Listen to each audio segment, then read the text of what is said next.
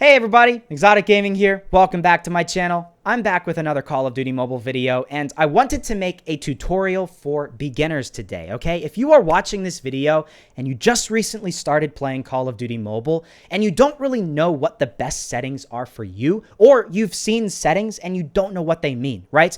Maybe you have your sensitivity, but you don't know which the best sensitivity for your device.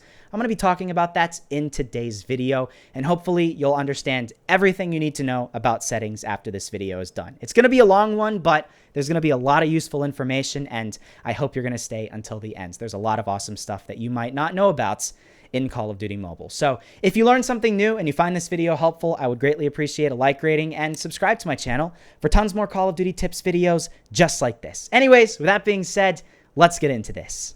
All right, guys, so here we are now on my Call of Duty Mobile main screen. If you're just starting out and you open up your settings, you're going to be overwhelmed by so many settings. Don't worry.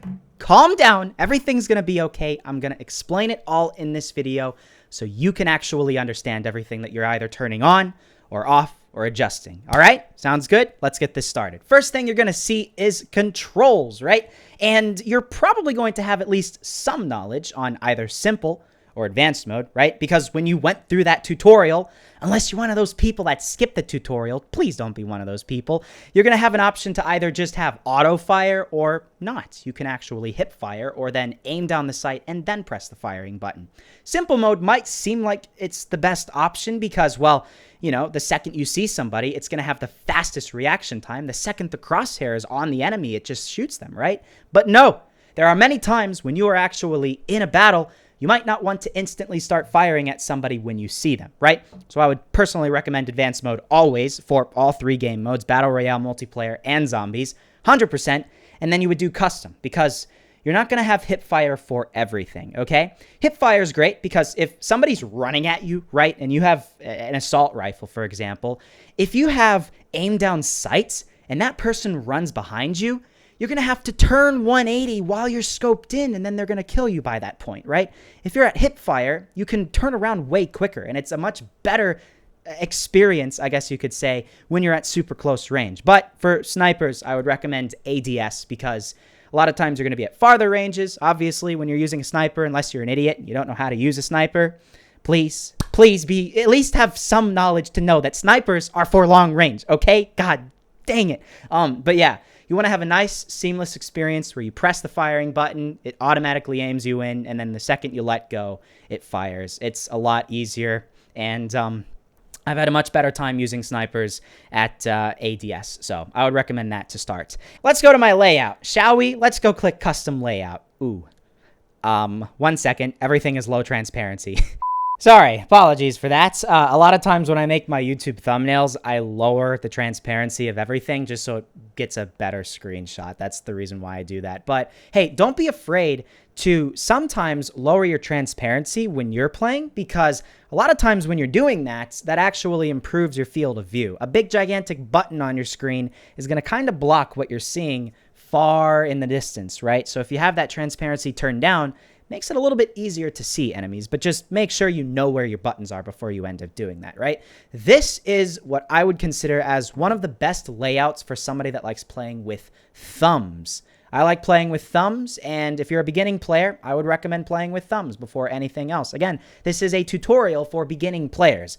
A lot of people like playing with claw, using 4 fingers, and if you're a beginning player, I would not recommend using a claw right at the very beginning. I'm going to show a layout for probably your ideal claw setup right here, but this is probably not something that you're going to want to do right from the very beginning. Again, you can go back to that, pause it if you want to really have one of the best claw layouts, but then your sensitivity and everything else is going to be different from what I show in this video. So everything that I'm showing in this video is really gearing toward this thumb type of play style, which I like, I play very well with, and if you're a beginning player, that is the perfect play style to get introduced into Call of Duty Mobile with. So yeah, again, you can go back, you can pause this video at any point and see this type of stuff. A lot of these buttons I kind of just have in random places because I don't ever use them. Like this sprint button right here, I never use that. So it doesn't really matter where I press that. I put that. I would just put that on the left side of the screen somewhere out of the way,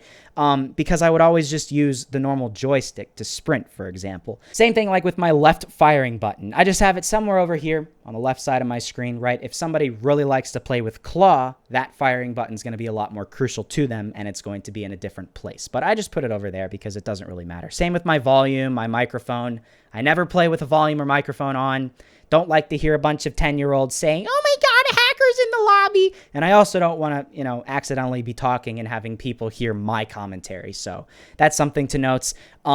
Everything else, though, is pretty much the same here. One thing to note is when you plug your phone into a charger, a lot of times your hands are going to shift a little bit, regardless if you're playing on claw or with the thumbs like I like to use. So you're probably going to have to shift everything a little bit to the left on the right half of your screen in order to compensate for that. So that's something to note. But I also would recommend this. This is a really crucial thing. Your knife button, I would 100% recommend overlaying that on top of your firing button. Say somebody's coming at you, right? They are not practicing social distancing at all, okay? They're running at you. You're scared. You're trying to hip fire, but you don't kill them in time. If your knife button is on the firing button, you could be doing that hip fire, right? And then it automatically just knifes the guy when he gets close enough. You're going to have a far quicker knife reaction time than that other person, and you're going to win more matches, especially when somebody comes right up next to you when you're doing that. So that is something to note. And again, with Battle Royale and Zombies, those controls are going to be the same thing. I would recommend keeping the same consistent layout for all 3 game modes, and that way you're not going to have to try to struggle and remember where your buttons are with each of the different ones. It just makes it a lot easier, and yeah, I would recommend doing that. Anyways, going over to your basic settings. Sorry, that probably is very loud in the microphone. I'm going to stop clapping. This is just going to just overwhelm you, bro. Okay? I mean, there are so many different settings here that you got to turn on and off. So let's go through them, shall we? To start things off, aim assist, turn that thing on, right? You don't have to sit there and be the all high and mighty person saying, "Oh, I don't want to aim assist because it seems like it's cheating." No, it's a setting in the game. It's not cheating if it's a setting that they put in the game. Turn it on. It makes it a little bit easier for you, okay? Life is easier when you have aim assist turned on. It's just a small increase in your accuracy, but it helps a lot, okay? Fast throw grenade. Turn that thing off. Do you want to sit there and the second you press the grenade button, you throw it? I don't think so. So turn that thing off, and then that way you can actually aim where you want to throw your grenade and then let go, and then the grenade just goes away, okay? Anyways, next up. Quick run from prone. That's a no-brainer, right? If you're sitting there, you're lying prone, somebody starts shooting at you, you don't want to press 15 buttons before you start running away. You want to be able to just instantly start running away, and that way you can actually survive. So turn that thing on. Joystick auto sprint. That's a no-brainer as well. What if you're in Battle Royale and you want to run a long distance? Do you really want to sit there and the whole time press on the freaking joystick and then move forward? And then just have to sit there with your thumb there the whole time while you're running to get inside the zone? I don't think so. Just turn that thing on, and that way you can press, slide up to sprint. There you go. You're automatically running. You don't have to do anything else, right? Fixed R fire button. That's another crucial thing, because if you have that thing turned off, you're just going to have a random firing button anywhere on your screen, right? You can just tap anywhere on the right side of your screen, and then you fire. I tend to notice that you just start randomly shooting at times you don't want to. Maybe there's a time that you're trying to sneak up on an enemy player and then you don't have that thing turned on. It's going to just start randomly shooting. You're going to lose your position. You're probably going to die. So turn that thing on, and then you actually have a button on your screen that says, "Hey, press me if you want to shoot your gun," okay? It's just like real life. Do you sit there and have no trigger on a gun? I don't think so. You have a trigger, and that tells you when you shoot your gun. I mean, why would you even have that thing turned off? I have no idea. Anyways, fixed joystick, you want to turn that thing off, okay? Because a lot of times you're not going to have your hand in the exact same spot when you're playing Call of Duty for a long period of time. Sometimes it moves, and if it's fixed, one time you might be pressing one part of your screen and then you're going forward, but then your hand moves and then you're going right, and then it screws you up and you die, okay? So please turn that thing off. It's going to make your life 1,000 times easier. Next up, though, fixed virtual joystick display position. Turn that thing off. I don't even know what that does, but I play perfectly fine with that thing off, so turn it off, okay? Right fire button for fixed perspective.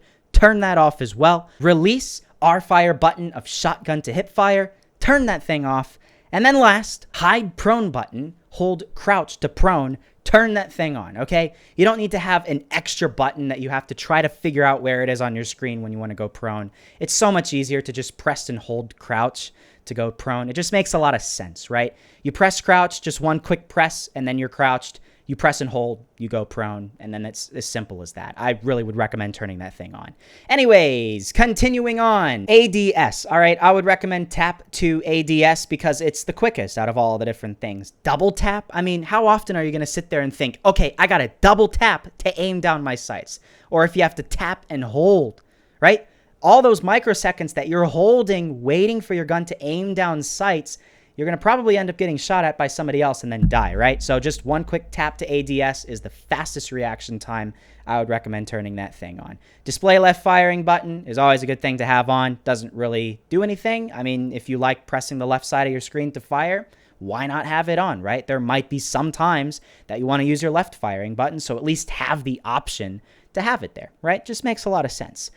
Slide while running. Tap crouch while sprinting. I would totally recommend that because it's, again, as I said with the other one, faster, more convenient instead of holding crouch, right? If you hold crouch, oh, come on, it's going to take so long before you start sliding. You want to just instantly start sliding, and then you do that tap to crouch, all right? Simple as that. Always sprint, turn that off, okay? You want to sometimes walk. You don't always want to run, okay? I'm sorry, but this is an energy drink. I'm not drinking this 24 hours a day all the time. Sometimes I don't want to run. Sometimes I just want to have a nice relaxing time and walk around a corner before I get instantly destroyed by some guy, right? If you always have sprint on, a lot of times you're going to end up running around corners you don't want to when you were trying to be sneaky, and then you end up dying because somebody else was waiting there to ambush you. Not a fun time.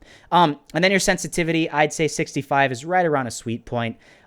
That might even be like the default sensitivity, but it's always worked for me. So yeah, that's probably a good thing to have on. Gyroscope.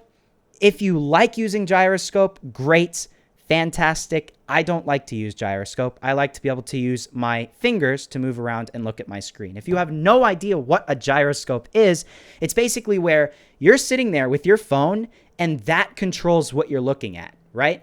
Well, I'm looking down. Oh, I'm looking up with my gun, okay? It's a lot more immersive, I have to say, but it's not something that you should do if you're a beginner. You should probably start by just playing the normal way and then do gyroscope if you really like it later on once you get used to all these controls. And then lastly, camera field of view, 60. Here's one thing to note that a lot of people don't know. The lower you have your camera field of view, which if I put it down here, I'm going to have the least amount of lag possible. So if you have a lower end device, right, you have some like $200 phone that you got 5 years ago, yeah, you might want to have a 51 field of view. But if you have a phone like me, the Asus ROG Phone 2, that's a powerful phone. I could put this thing up to 75 if I wanted to, but I'm not going to do that. I like 60. The reason is because with a 60 field of view, enemies are still kind of close to you, but not so far away. The farther field of view you have, the smaller enemies look like on your screen. And a lot of times that's going to be at a disadvantage because they're so small, you don't even see them before they see you. So that's just one thing to note. Battle Royale mode and zombies are pretty much the same thing. Let's just talk about Battle Royale really briefly. You can see my controls right there. It's a lot of the same stuff that we had in multiplayer mode, but I would also recommend the auto loot, auto open door, stuff like that. I don't do as much Battle Royale as I do multiplayer, so sometimes there might be controls that you might want to change a little bit compared to what I have, but yeah, tap to ADS, I would recommend. Display left firing button, tap crouch while sprinting, you know, same type of stuff. All this is pretty much the same as we talked about in multiplayer mode. Zombies, again, I would recommend the same exact thing. I think pretty much the same settings are applied here as they were with multiplayer. So, yeah, again, if you wanted to try out gyroscope, maybe you can try it out every once in a while. See how it is for you, but for me personally, I don't like gyroscope, so that's why I don't have it on for this video. Next up, audio and graphics. This is not really going to change too much between people. It all depends on your type of device that you have, right? If you have that $200 device that I was talking about earlier, you're going to want to lower your graphic quality. But the thing is, you want to have a higher frame rates than graphic quality. You can sacrifice graphics, but you don't want to sacrifice frame rate, right? You want to have as high of a frame rate as you possibly can get, because the second you start getting lag, then that's not going to be a good thing, okay? You're going to be at a severe disadvantage to somebody like me who has a phone with 120 hertz display, okay? When you're sitting there and you're struggling to get 20 frames per second. So if you have a low-end device, I would recommend trying to put your graphic quality as low as possible and then trying to put your frame rate as high as your game is able to play. But if you have a very powerful phone, obviously you can put it up to high on both things, and then, yeah, you should be fine, right? Depth of field makes it a little bit more difficult to see players. So then again, all these settings here really kind of just boil down to how nice do you want your game to look. Bloom, I like it personally on, but then again, that's because I have a very powerful phone. If you don't, it's something that I would recommend turning off. Ragdoll, again, I would recommend turning that off if you don't have a powerful phone. That helps with the lag. Anti-aliasing, turn that off. That also will help with the lag. It makes your game look a little bit smoother. So if you have jagged corners, it's going to smooth it out a little bit, but that takes up more processing power. So again, if you want to have your lag as low as possible, then I would turn off all of these types of things here, okay? Real-time shadows, I just like it because it makes the game look better. And then the same with realistic. Standard mode for Battle Royale is going to make your frame rate improve a little bit. So if you have a low-end device, I would recommend standard Battle Royale graphics style, okay? And then last, auto-adjust screen. Please, for the love of God, turn that thing on, okay? Because many different phones have different aspect ratios, okay? Like that. Those are very different aspect ratios, and you just want to have your phone auto-adjust to whatever the heck you have, whether it's an iPad, to a phone, to a freaking, I don't even know, iPod Touch. Can you play Call of Duty on that? I don't really know, but I'm just using that as an example, so I don't really care. And then lastly, yeah, your audio is something that you can adjust based off of yourself. I don't really care about this type of stuff. Doesn't really matter to me. I just have everything at 100. I like sound. I don't know what else to tell you, bro. But again, that doesn't really affect how your play style is. So you can change that on your own accord. Now we come to one of the most important things of your layout, of your settings, and that is your sensitivity. In the beginning, a few months ago, I actually was leaning more toward fixed speed for my rotation mode, but I like speed acceleration. It works a little bit better for me. I've been testing out all of the different ones, and speed acceleration with 140 seems perfect to me. I play the game best with that. Some people like fixed speed more, but for me, I like speed acceleration. Anyways, sensitivity switch. Switch while opening ADS. I like that because it's going to change your sensitivity between your normal camera sensitivity and then your aiming down sight sensitivity the second you press that button. It's consistent. You understand it. I would recommend that 100%. Sensitivity presets are going to be custom, okay? If you really hate customizing your sensitivity, then I would recommend a mid type of sensitivity. So you could do mid if you really wanted to, but then again, I am giving you guys my layout, my sensitivity, so why would you even bother watching this video if you don't at least see that type of stuff?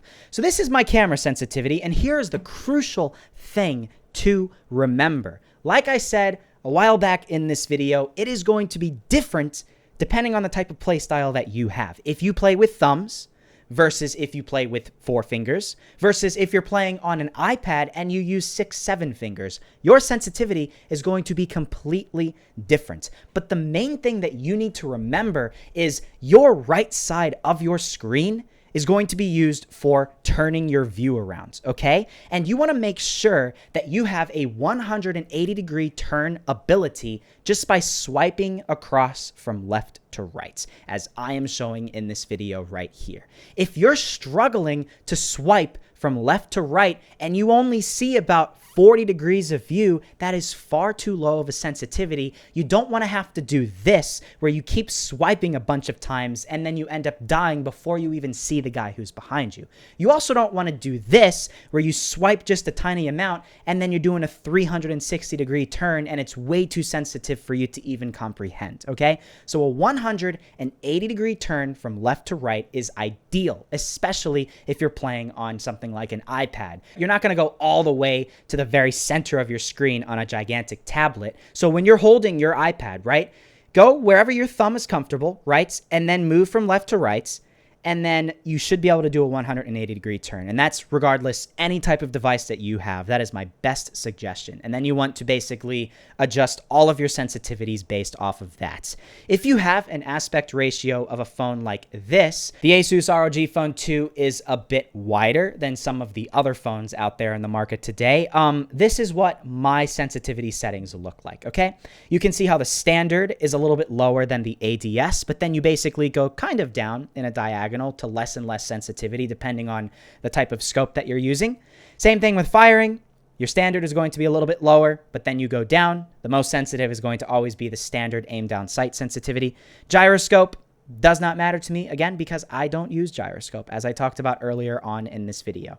Battle Royale mode and zombies should be just about the same thing here. I actually have mine at 160, and I should be putting this at about 140 for that speed acceleration on Battle Royale mode, so I have the same consistent settings for both different ones. And then the switch while opening ADS, I have mine selected at mid, but I was still able to customize, so I guess the mid is just a simple button that you press, and then you can customize afterward. It doesn't really matter when you actually press that. So here's the camera sensitivity. As you can see here, my FPP view turning sensitivity is a little bit lower than my standard optics and then my standard tactical scope, for example. And then we go down the line to less and less sensitive as we go into the higher and higher scopes. Because the bigger the scope is, theoretically, you should be seeing enemies farther and farther away. And if an enemy is super far away when you're using a sniper scope, you're not going to have to turn 180 degrees because that person is barely going to be moving, and you're just going to be barely moving your scope in order to stay on track with them. So the lowest sensitivity is going to be on the highest scopes. That is your rule of thumb there. And then zombies, again, is the same thing. Wow, this is already a long video. Hey, I applaud you if you stayed this far. Comment the word watermelon if you stayed this far in the video, okay? I love watermelon. Let's get back to the video, though, shall we?